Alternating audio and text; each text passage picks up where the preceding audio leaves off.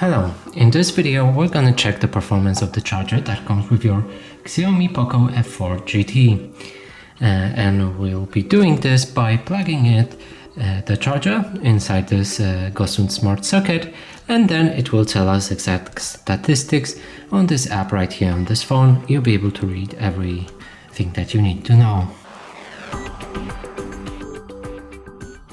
So now let's plug in the GoSund socket, after that charger, and connect it to our phone, and then we'll wait about 20 seconds till all the results are stabilized, and after that we'll get the results. So let's try doing that.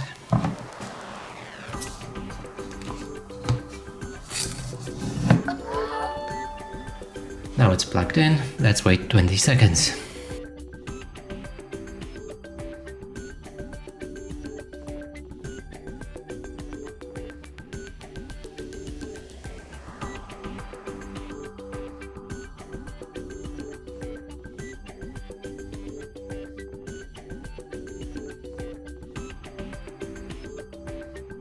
So 20 seconds just passed and we should see the results like this. And that's it for this video. Hope you like it. Please consider subscribing to our channel, leave a like and a comment below.